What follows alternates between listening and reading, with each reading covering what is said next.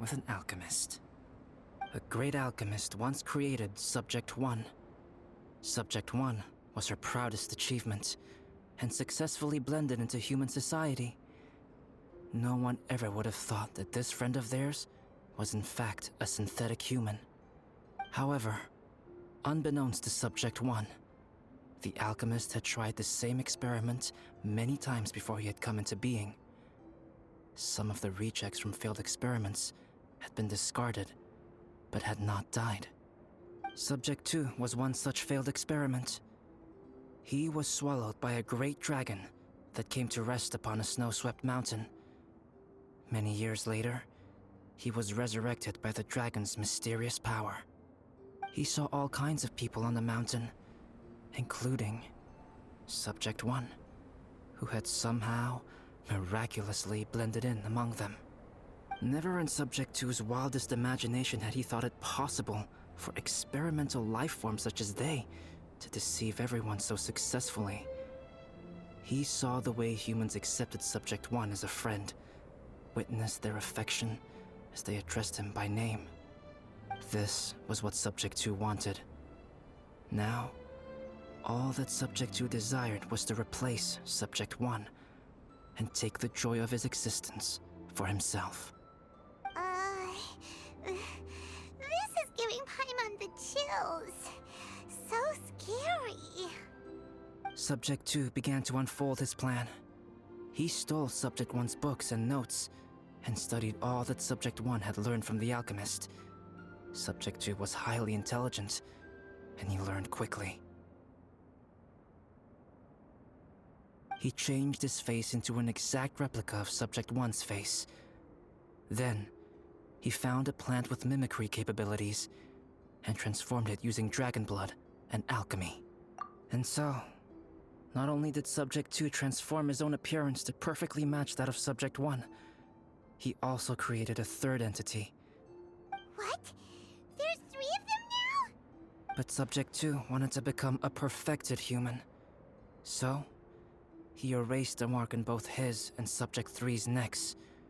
For these marks were symbols of imperfection. In my view, it was probably a subconscious act, an instinct.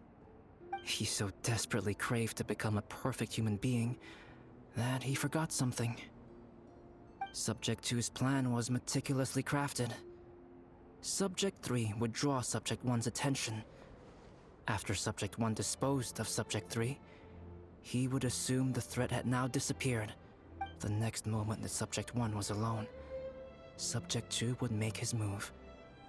He would eliminate Subject 1 and become the only one remaining. He would secretly replace the Subject 1 of everyone's memories and inherit his identity, residence, clothing, sword, name, and friends.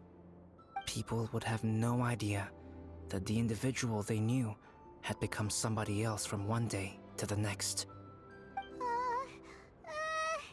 This is way too scary. Paimon's never gonna be able to trust anyone again. But just before Subject 2 could carry out his plan, a unique stranger entered the mix. Subject 2 tried to make contact with this person, but found that they could somehow sense he was different from Subject 1. What's wrong? Are you scared? What happened then? What happened to the stranger? He became a new stage in Subject 2's plan. One more person that Subject 2 had to dispose of. It's as if there were 3 identical roses in a garden. Only one of the 3 was a fine specimen, while the other 2 were defective specimens that bore poisonous thorns. In all the world, only the gardener who tended to them could tell which was the good specimen. People do not like poisonous plants. Only a perfect rose can fetch a high price.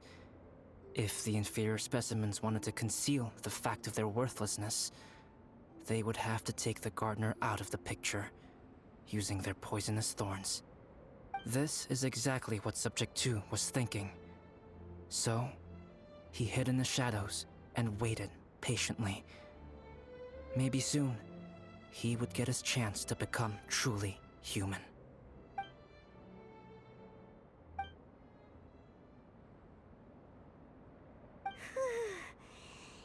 intense!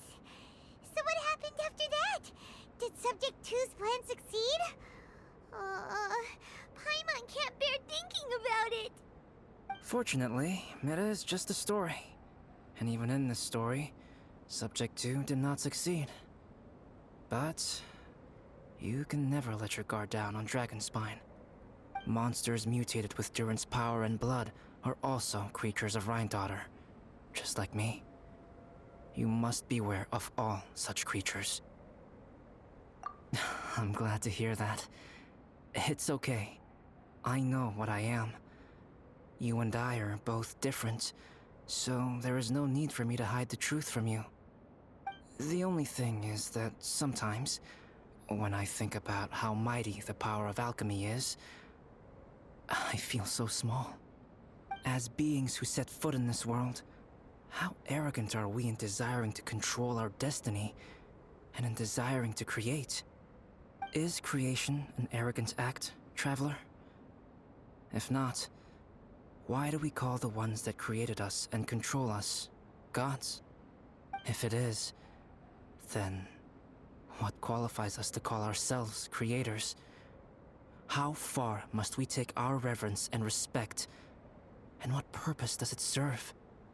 Nothing special, but whenever I think about it, I feel a twinge of grief. Poor Albedo. Hello? Traveler, are you here? Hey, is that Amber? Thought we might find you here. We're here to deliver a message from Cyrus. There's gonna be a big event down at the base camp, and they want you there too, Traveler. Winter camp is nearing its end. Apparently, even provisional instructors are required to attend. Looks like we need to go, Albedo. But Then I won't keep you. I have some things to attend to here, so forgive me for not seeing you down. Don't worry about it. There have been no issues getting up and down the mountain recently. Is everyone ready? Let's not keep them waiting.